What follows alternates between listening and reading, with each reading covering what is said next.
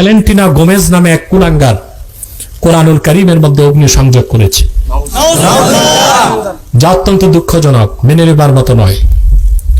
প্রতিবাদে আমরাও মুসলমান পারি হাজার হাজার বাইবেল এক জায়গায় স্তূপ করে আগুনে জ্বালাই দিতে, কিন্তু আমাদের সুমহান ইসলাম এই আদর্শ আমাদের শিখায়নি। নতুবা এটা তো ওয়ান টুর ব্যাপার আমাদের কাছে। কয়েক হাজার বাইবেল এক জায়গায় এনে আগুনে জ্বালিয়ে ভস্ম করে দিতে পারি আমরা, কিন্তু ইসলাম আমাদেরকে আদর্শ শিখায়নি।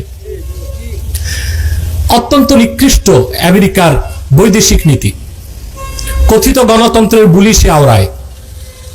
পৃথিবীর বিভিন্ন দেশে মানবাধিকার রক্ষায় সে সচেষ্ট। বাংলাদেশও ইতিমধ্যে মানবাধিকার কমিশন একটা প্রতিষ্ঠিত করেছে, কিন্তু সে তো তার দেশকেই সামলাতে পারছে না। যেখানে লক্ষ লক্ষ মুসলমান বসবাস করছে, সেই আমেরিকাতে কোরআনুল কারীমে প্রকাশ্যে অগ্নি সংযোগের ঘটনা যুক্তরাষ্ট্র মার্কিন সরকার যে আটকাতে পারে নাই, এটাই প্রমাণ করে মানবতার পক্ষে, গণতন্ত্রের পক্ষে, অন্য ধর্মের মানুষের প্রতি অধিকার রক্ষার ক্ষেত্রে যে বুলিগুলো আমেরিকা আওড়ায়, এ সব নিছক ভাওতাবাজি ছাড়া আর কিছুই নয়।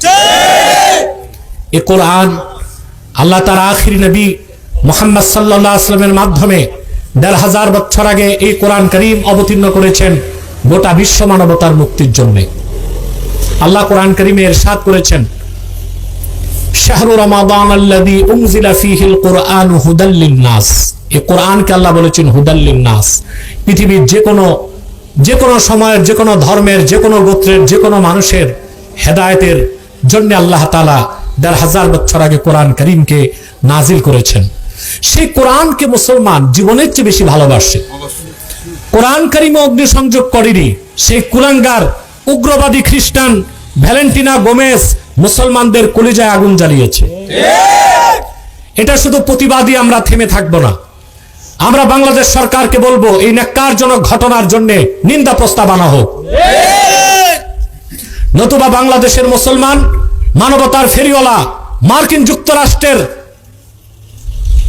এম্বাসিকে বাংলাদেশে নিষিদ্ধ ঘোষণা করতে বাধ্য হবে।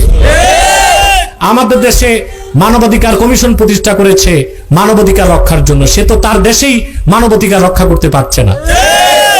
অত্যন্ত দুঃখজনক বিষয়, আমাদের দেশে অতি উৎসাহী কিছু প্রগতিশীল লেবাসদারি মৌলবীও আজকে বিভিন্ন অমুসলিম সম্প্রদায়ের অধিকার রক্ষার জন্য উঠে পড়ে লেগে আছে।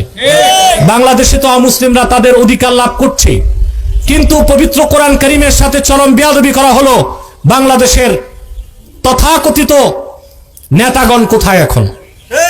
তাদের প্রতিবাদের ভাষা নাই কেন? তারাই চুপচাপ বসে আছেন কেন? আব্বা নারাজ হয়ে যাবেন? আটলান্টিকের ওপারে আব্বা নারাজ হয়ে যাবে? মনে রাখবেন, যারাই রাজনীতি করছেন বাংলাদেশে, হোক ইসলামী রাজনীতির ব্যানারে, হোক ডেমোক্রেসির ব্যানারে, আটলান্টিকের ওপারে কোন আব্বাকে রাজি খুশি করে বাংলাদেশের ক্ষমতায় যাওয়া যাবে না। এদেশের মুসলমানদের সমর্থন ম্যান্ডেট নিয়েই ক্ষমতায় যেতে হবে।